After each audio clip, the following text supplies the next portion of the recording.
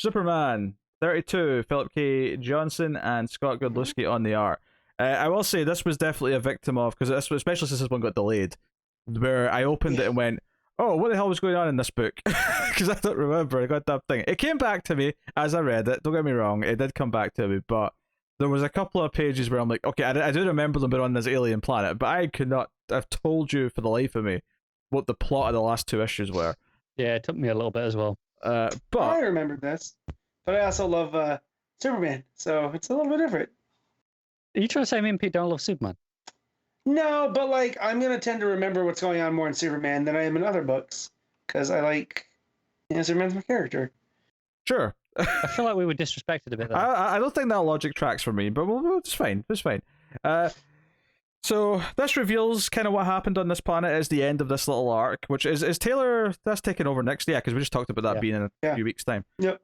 So this is the last issue that Johnson's doing of Superman, and it's technically the last issue of this Superman book because they're renaming it with an issue 1. It's Superman, Son of Kal-El. Son of Kal-El. Yes. Yeah. So we get this idea that the actual spread of this alien entity that took over everyone was an accident. The more scientific alien dude, he was like, hey, I've been studying it so that we can figure out how to fight them again. And the others were so like abhorrent about him even testing this that it kind of gets a little heated, and the orb with the entity in it gets smashed, and oh, whoopsie daisy, this thing is now spread into the leader of this planet. How did that happen? Yeah, so that's kind of, we get this flashback, and it definitely made me think that Clark overlooks people's negative aspects because this guy is not the hero that Superman thought he was, right? Like the entire culture on this alien planet is and when we get to action, it's very much Mongol, right? It's the strong, the son will subvert the dad, so but the son here was kind of a disappointment to the dad because he wanted to learn more sciencey stuff, and they had trapped the entity, and so and while he did usurp his dad, it was kind of an accident, right? Like he's definitely not ready to lead. This is not who he is versus everything else. So John's kind of fighting on his own. It's not too long though before Superman sort of fights his way out from inside the big monster suit or whatever this thing's now operating. His true form, perhaps. So, and they fight together. There's a lot of action. And I think this is where this arc has been kind of a bit more lukewarm for me versus the rest of Johnson's stuff with the characters. Is that it has felt a little bit like, the fighting is just kind of, I said this, but I think I said this about the last issue, is that the fight is just kind of whatever. Yeah. It's there. Yeah, that's a good example. It's not the art's bad or anything. It's just there's just nothing that exciting about it. I appreciate a lot of nice dynamic layouts. Yeah. Yeah, I like Godlewski a lot, but these aliens are weirdly shaped, and so it kind of makes like when they make not the main aliens, but whatever this was again, they're kind of like a nano cloud almost, right? Yeah, I mean, so when they make up the thing that fell, it's kind of half them and half robot, like exosuit. So it just makes for weird angles on stuff. Yeah, I mean, the big thing from this issue, really, other than they fight the thing and they win and that's it, is that John can do something Superman can, which is that he can alter the wavelength of his heat vision into different types of energy, which is a very interesting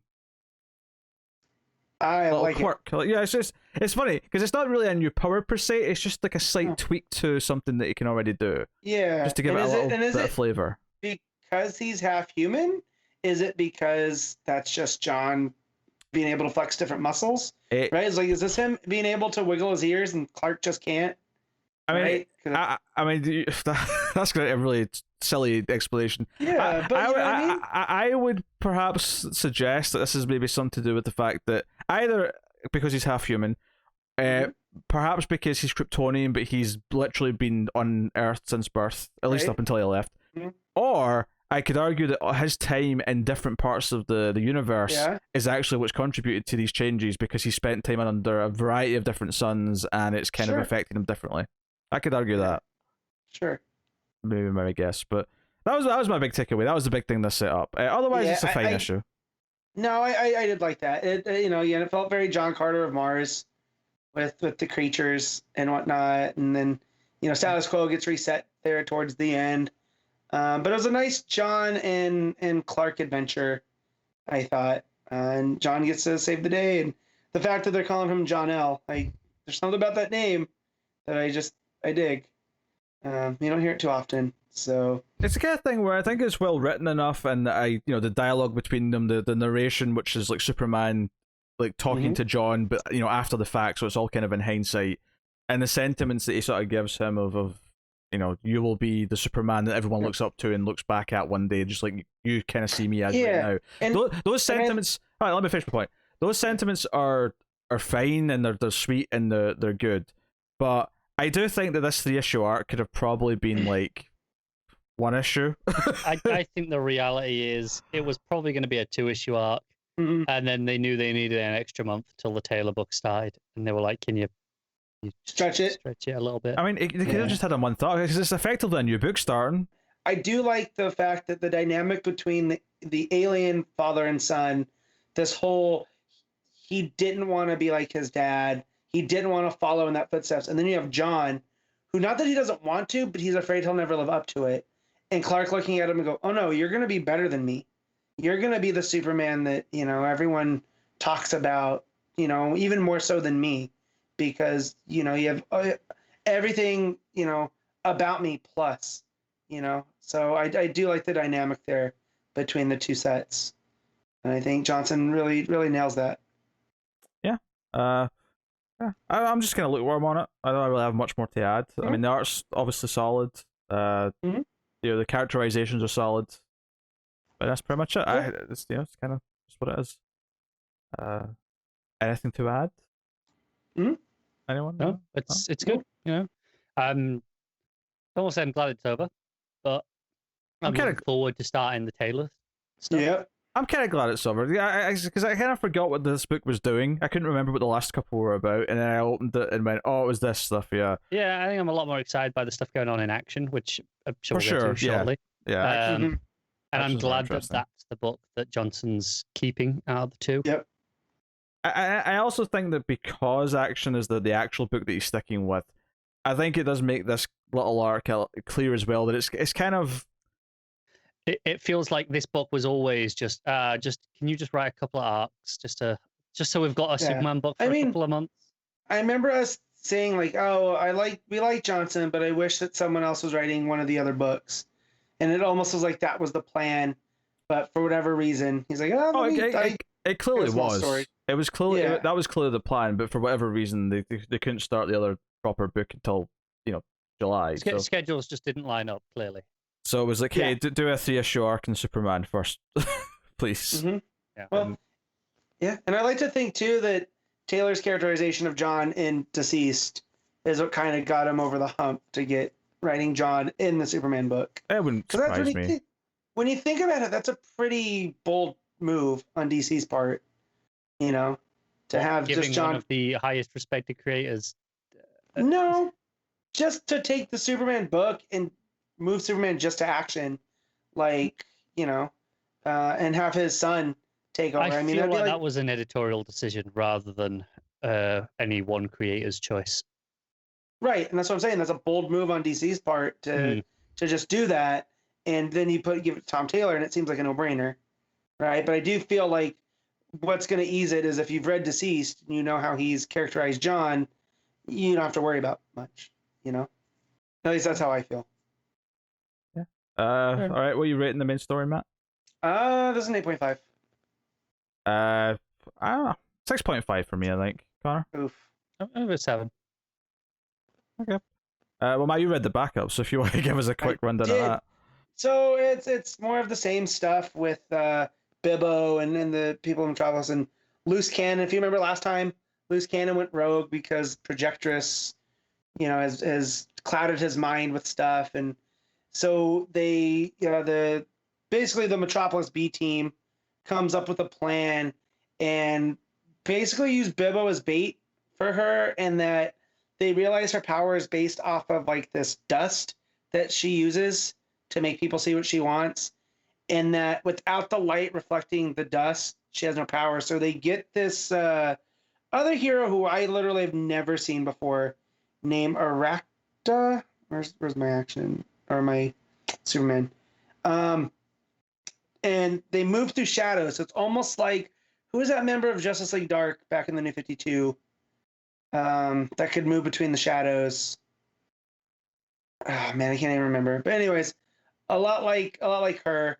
And there seems to be a little bit of flirting between Bibbo and her, which is nice because he's kind of had his heart broken by Projectress. But Loose Cannon's there, and when they're able to basically wipe out her power because Bibbo knocks out the lighting, he comes to his senses, and basically they defeat her. And at the end, Jimmy basically says, we can't be afraid of darkness around us. Sometimes it shows us what we need. And they kind of have like this little heroes club going on now, with Bibbo kind of at the front, and he tells Jimmy, "You did a good job leading us." And he goes, "Do you think Superman would be proud of us?" And Jimmy looks up into the sky with Bibbo, and there's a red streak that goes through it. And he goes, "Yeah, I think that he would have been." And that's just kind of how it ends. Bibbo comes to terms with this lady never really was going to be an option, right? And that the B team of Metropolis kind of can band together when necessary when Superman's busy. I know, and it was nice. Seems like it's over, so I don't know what's going to be, if there even is going to be a backup when Taylor takes over.